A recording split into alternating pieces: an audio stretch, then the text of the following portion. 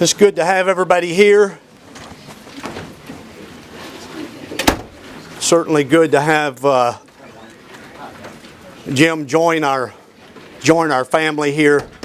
We're so thankful, and we know that the angels are rejoicing in heaven as we speak. So we began last week with the teleological argument.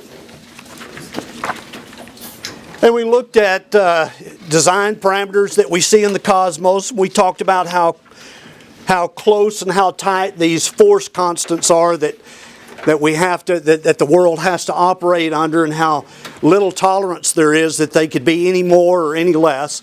We looked at gravity. We looked at the strong nuclear force, the weak nuclear force, electromagnetic force, and then I handed out a sheet that had 35 more constants, force constants that apply to the tight range that we have to, that we can exist in, and all of those happen to match up with the universe that we live in. And then we moved on to biological systems, because the teleological argument, we said, is basically two arguments in one. There's one for the cosmos and the planets and the stars and the moon and all of that, and then there's another argument for life here on earth and these biological systems. We talked about Michael Behe and his theory of irreducible complexity. We call it a theory, but it's certainly true that there are irreducibly complex systems, biological systems. We talked about the flagella, how you can't build that one little piece or part at a time, as Darwinian theory would have you believe that everything came about by one little mutation after another over millions and millions of years. We talked about the difficulty of that being true when you look at these irreducibly complex systems like flagella. We touched upon the eye, and we'll come back to that in a minute. But we also looked at the golden ratio, that ratio that we see in nature, where so many systems follow this ratio of 1 to 1.618, and it's called the divine portion because it's what we as humans deem to be beautiful. This ratio that we look at, we see it in architecture, we see it in human faces, we see it in artwork, of course, and we see it throughout flowers, we see it even in the spiral shape of the cosmos itself. We talked about other irreducibly complex systems, one being the cilia in your throat that moves mucus up is an irreducibly complex system. The blood clotting cascade involves all these different proteins and chemistries, and if you remove one of those proteins or one of those chemistries, you can't form thrombin or prothrombin, which are essential in blood clotting. We talked about the adaptive immune system and T cells and how that works around our increased immunity and how we become immune to things, and that's an irreducibly complex system.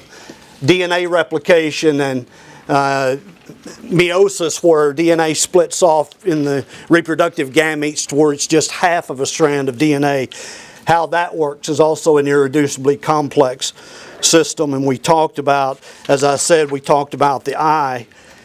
And so I left this up here. I thought it would be eye-catching. So hopefully it worked. But I want to spend a little bit more time on the human eye and talk about that for just a minute. Now remember, Darwin's theory says that things progress by natural selection, that a mutation comes along, and this mutation has to be an advantage to the species. And then the next generation takes that, or several generations later, and they keep improving upon this step by step until you eventually get from what we said, from goo to you via the zoo, is how they say we end up getting here.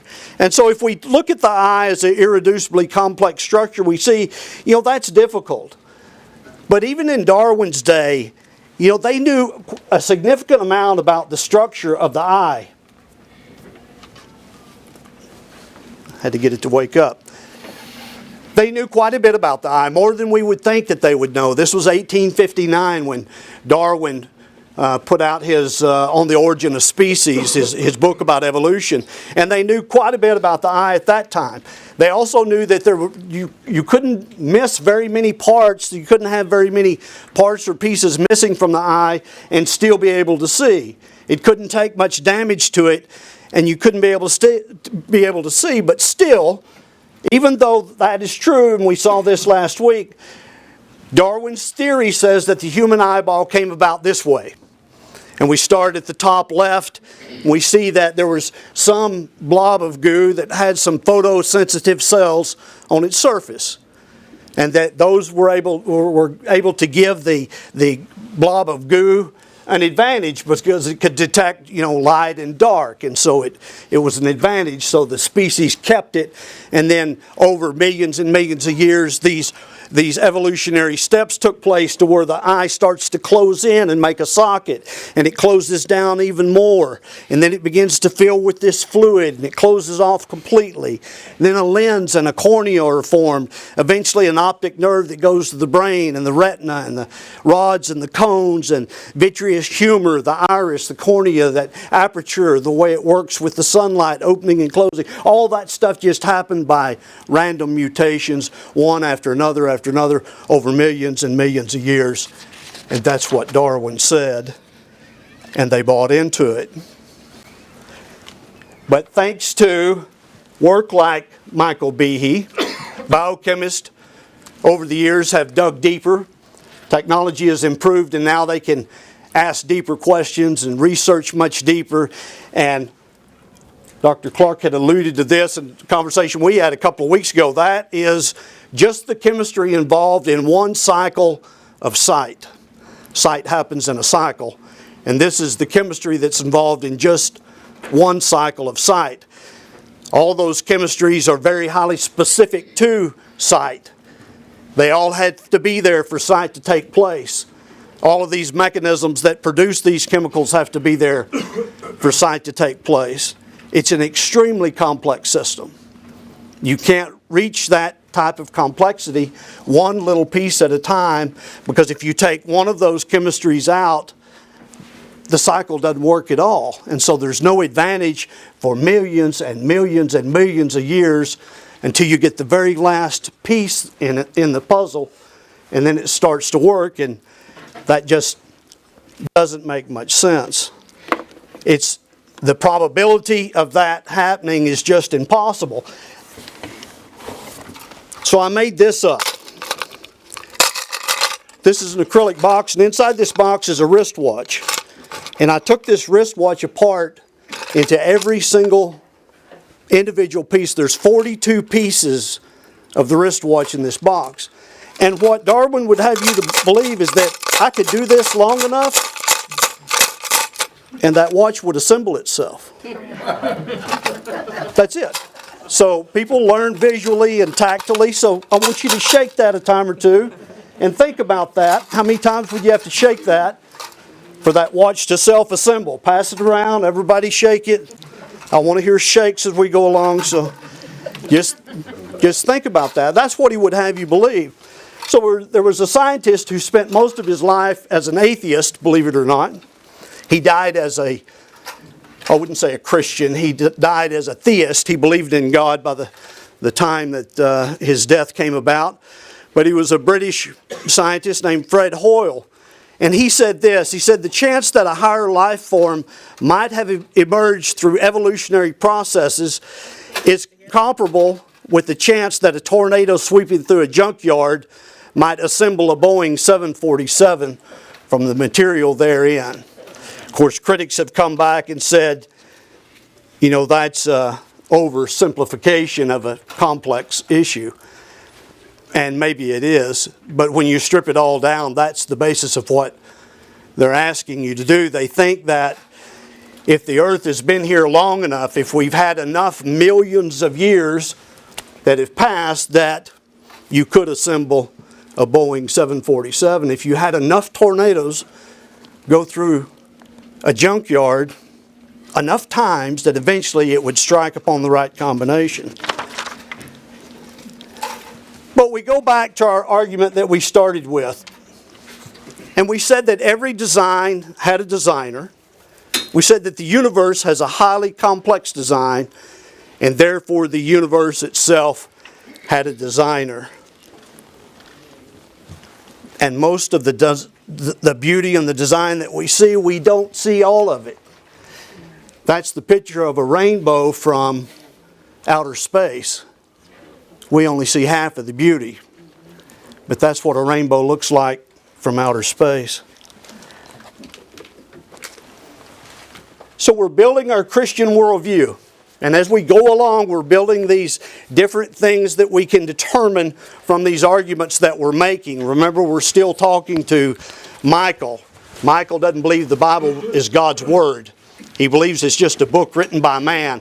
And so we've started to put these arguments together, talking to Michael, trying to get him to a point eventually to where we can present the Bible to him, which is what we'll do. And from the Bible, then he will have a choice to accept Christ or not, but we've got to get him there first.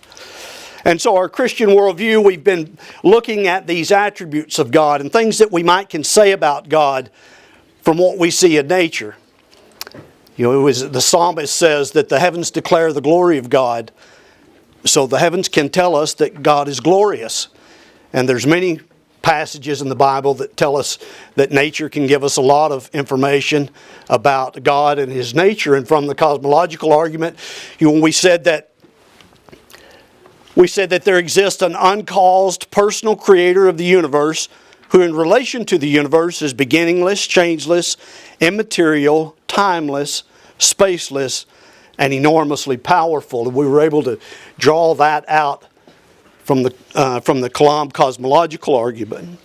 So from the teleological argument, from looking at the cosmos and things that we see there, the fine-tuning that takes place in the force constants and all of those things that have to be exactly so all the time for the universe to continue to exist. We looked at irreducibly complex biological systems and how we as humans have many, many complex biological systems within us that couldn't have come about just by random mutation. And so we're able to say from what we've studied the last week and part of this week is the design, unity, order, and complexity of creation itself implies that the creator of the universe is a highly intelligent designer who purposefully, that'll be an important word later, who purposefully designed and brought the universe into existence with such precise characteristics as to allow human life to thrive. So that's the next attributes we can add about God that we see from nature. Highly intelligent. Highly intelligent designer. And that there had to be some type of purpose. When you build something or construct something or create a piece of art, there's a purpose behind it. There's some goal. You don't just willy-nilly do something for no purpose. So there's some type of purpose behind it. And so I want to take us back to our worldviews. And in our introduction, the first class, we talked about worldviews and how everybody has a worldview. The Christians have a Christian worldview. Our friend Michael has a worldview that you might say is a naturalist or a materialist. You wouldn't outright call him an atheist because he hadn't professed that, that he's absolutely opposed to God. But at this point, he's a naturalist. He's a Darwinianist. And so each person has a worldview, and each group of people have worldviews. The Jews have a worldview that's different from ours, and the Muslims have a different worldview. Christians have their own unique worldview. Those worldviews is what we rely upon to answer questions that come up. And we use our worldview to answer the most fundamental questions that we ask. One of those questions is, how did I get here? And so we said that there was three basic questions. How did I get here? What's my purpose in life? And what will happen to me when I die? Well, we've made some explanation now from teleology and from the Kalam cosmological argument of how we got here. We were created.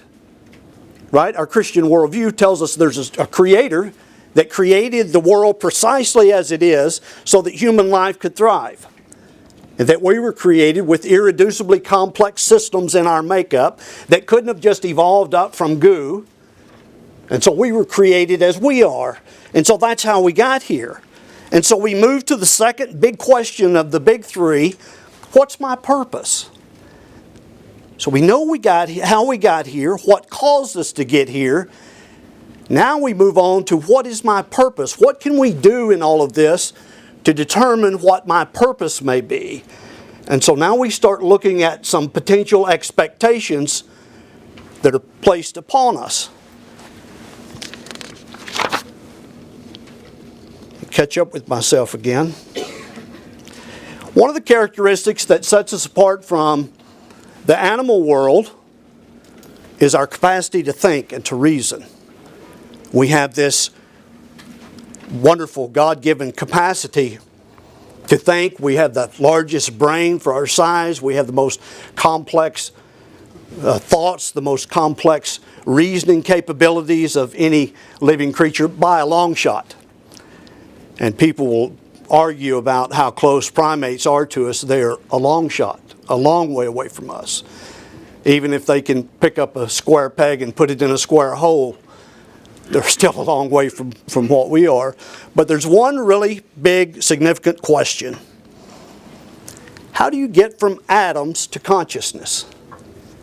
I want you to think about that. The Darwinist or the materialist says that we're all just atoms. That we're all made up of just the normal, everyday atoms, the atoms that make up everything else. We're made up of the same types of atoms that make up a rock or that are in the air, that are in this table, in a piece of paper. We're all just made up of these atoms, and there's nothing that differentiates us atomically from the next lower animal, the next lower animal, the next lower animal, and so on. So how do we ask that question? And so that is the end of this lesson. I'll skip forward rather than go through our worldview again. So that's the question. How do you get from atoms to consciousness? At some point along the way, atoms had to learn to think. I don't think the carbon in my body knows how to think. So that becomes a real question. How do you get to consciousness? How do you get to consciousness from atoms? How do you get from corn to consciousness? You could say that. How do you get from corn to consciousness is an interesting thought to think about. If we look at corn, it's made up of carbon, hydrogen, oxygen, nitrogen, sulfur, some trace elements. We see those things in corn. You could use sweet potatoes. I don't care what you use. I like corn, so I used corn. Your brain operates on endorphins, serotonin, oxytocin, endorphins. And if you look at endorphins and serotonin and oxytocin and dopamine, they're made up of carbon and hydrogen and oxygen, nitrogen and sulfur and trace elements. So we come back to the question, how do you get from atoms to self-consciousness? Your thoughts. Like you're thinking right now just how fascinating this class is. How do you get to that thought from atoms? You like that, Roy? How do you get to that? The atheists have no answer for this. There's no way for them to answer how you can go from atoms to self-consciousness. States of consciousness are not our brains. So a state of consciousness is what you're thinking now, what you're feeling now. That's not your brain. The brain is a part of a body. It's made up of cells, which these cells are made up of atoms. Conscious states are not made up of cells, are not made up of atoms. For a person to say that they are conscious, we can define consciousness as what it's like to be you. What you're thinking, what you're feeling, what you're thinking about looking at me. Everyone has their own private thoughts That's your state of consciousness, that you're thinking thoughts about me, you're thinking thoughts about what I'm saying, you're thinking about abstract thoughts that are abstract. You know, they're not concrete. There's nothing you can hold on to. What we're talking about is uniquely human. What you're doing right now, engaging with me, animals can't do that. Self-consciousness is only a human thing. There's a huge gap in consciousness between the highest primates and ourselves. They can look and they can observe, but it's instinctual. They're not thinking about what is he thinking about by looking at me. They can't think that deep. I said one time in a sermon that Dr. Clark can probably tell us, but whatever it is that dogs think about, one thing that dogs don't think about is what it's like to be a dog. They don't sit around thinking about that because they don't have the capacity to do that. The animal kingdom has consciousness. They're conscious of light and dark. They're conscious of food, of prey and of predators that are nearby. They're conscious of movement and sound, and they interact and engage with that. Humans are self-conscious, and there's a difference.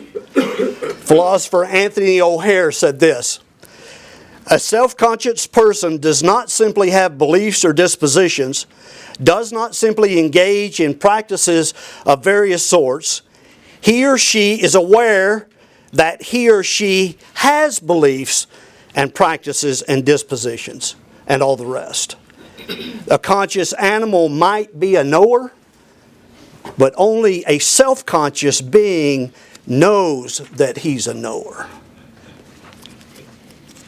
So I'm going to get one more step deeper. If this gets confusing, stop me and we'll spend a little bit of time on it, because this is important for another reason. True self-consciousness, which is one more level up, true self-consciousness takes three persons or three beings or three individuals. There's a person that's the object, and then there's the viewer that's viewing the person, and then there has to be a confirmer that confirms to me that he saw me observe her. That's the minimum you can have for true self-consciousness. If you think about what Rene Descartes said, he said, I think, therefore I am. And what we'll get into Descartes in a little bit, but basically what he's saying, that the only thing we can absolutely be certain of at a very, very base level is that we can think. You know, how do we know we're not thinking that our body is an illusion, that we made it up in our mind?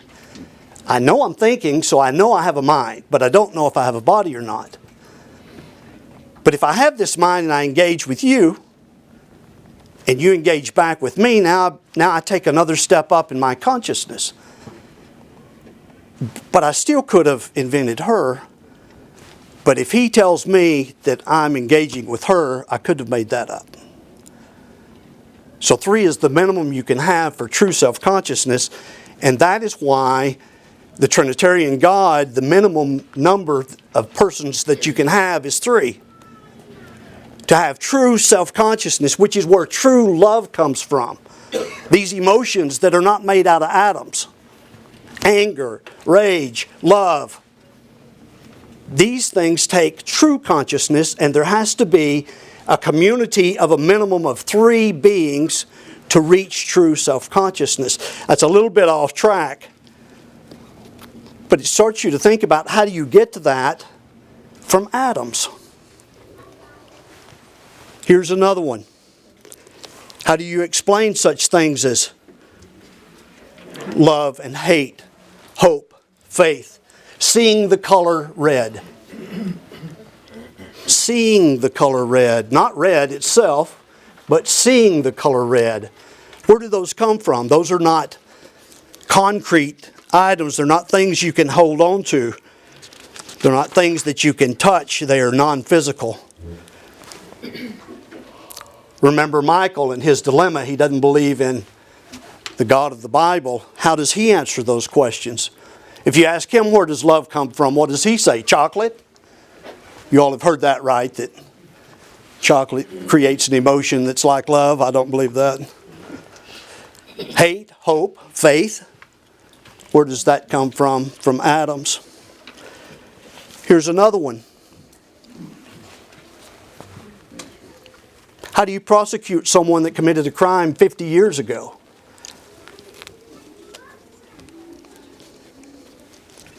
How do you keep a man in prison for life? A man at the end of his life in prison is not the same man that went into prison. Physiologically, which is what the atheists say, the materialists say we're only atoms. That's all we are. If you look at it from that way, our bodies replace themselves with some frequency. Blood cells live around 90 days. Skin cells live about 7 days. Your bones replace themselves every 10 years. Osteocytes. Over a period of time, you end up with a substantially different body. Not a completely different body. There are some cells that don't replace themselves, that don't reproduce. But you end up with a substantially different body. When they convicted Manson in January of 1971, and then when he died in November of 2017, it was essentially two different men. How do you hold him in prison all that time if he is substantially a different person? There has to be something that provides some kind of unity of self over time. There has to be something that makes you you all through your life, a continuation of your life.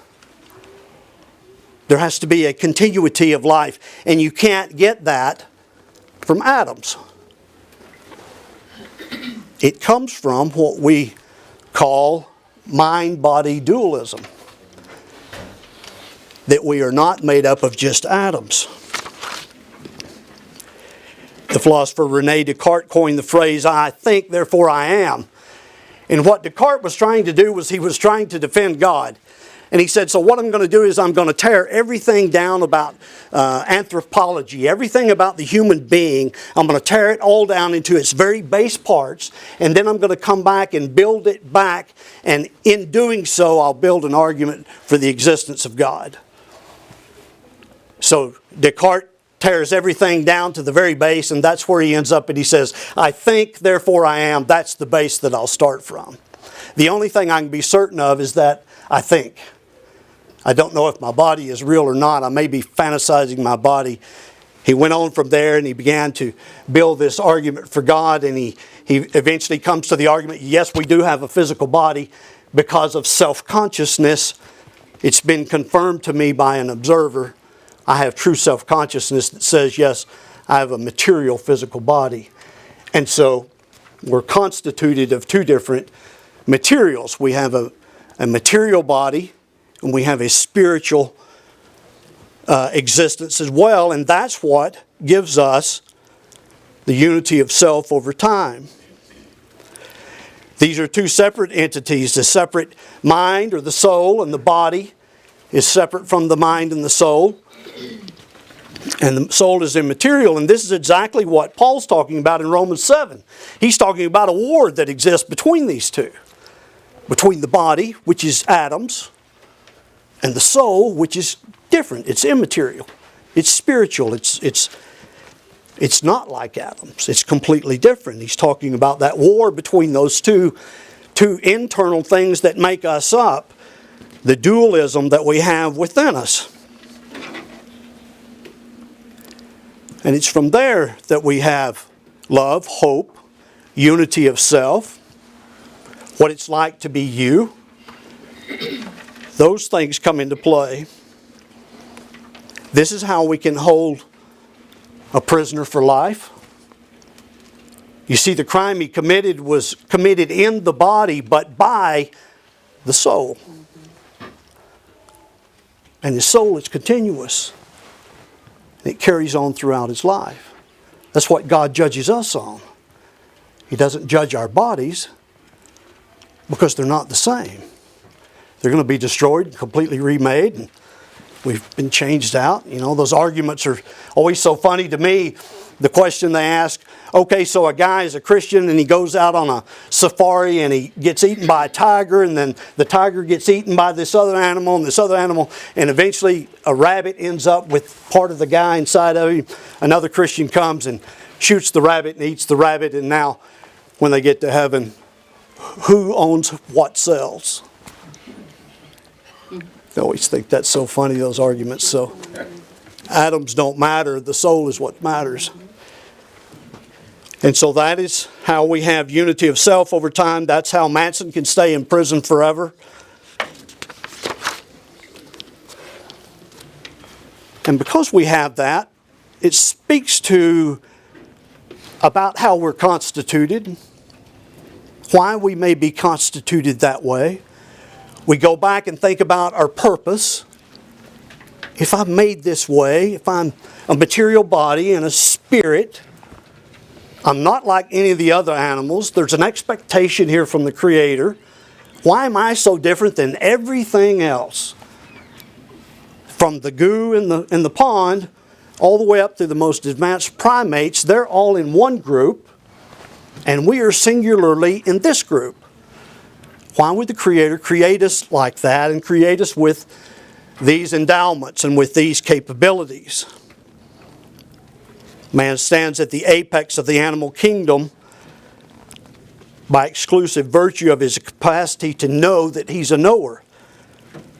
Anthony O'Hare again says, the presence of thought, reflection, and self-conscious belief is what makes human activity different from the conscious but unreflective behavior of non-linguistic animals.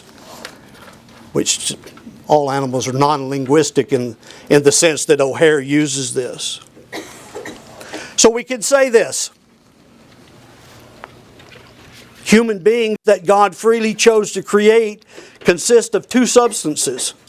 One material and one immaterial. One body being uniquely human, and one spirit being similar in substance to God, who is spirit. And so that's the next brushstrokes in our Christian worldview portrait. And I'm going to stop there because we'll move into, and you've got it, we'll move into part B of this argument next week. But I wanted to see if there's any questions, comments, thoughts. Come on, this was good stuff today. Well, some of the, on non-Christian arguments, some of the things that you talked about are learned traits, as far as some people are influenced by their home environment. Now, some by whatever means, either overcome their home environment, or they reject their home environment and go the wrong. If their home environment was good, they reject it and go the wrong way, or their home environment was bad and they reject that and go a good way. Some just flow right along. And then on, I've always been curious on a lot of things. We know that through God, according to the Word, that God, through Adam, named the animals. And I was always curious, well, how did we decide that red was red? Did Adam decide that through God, or did somebody down the road decide that was red? And we have an array of colors now, and we do know that some are named by man. But you go back and you're talking about, in which I'm circling around to a lot of things, but you talked about the eye and then the evolution of the eye. Well, if the eye continued to evolve, then how come some of these people in here are wearing glasses? Well, the Christian says sin, so.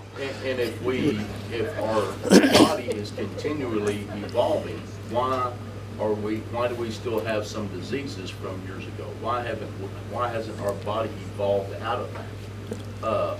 There are so many questions as far as things like that for us to look at from the Christian standpoint, but just merely using the non-Christian viewpoint, if we are evolving, how come this? How come that? Right, Scientifically, right. science is not a known. It's not. Yeah. It's continued to evolve because obviously this world's not flat. But The Darwinists answer that, and they say that the history of mankind is so short that there's not been a lot of evolution within man. Compared to the age of the universe or the age of the earth, that man's existence here as Homo sapien man is 60,000 years, they say, something like that.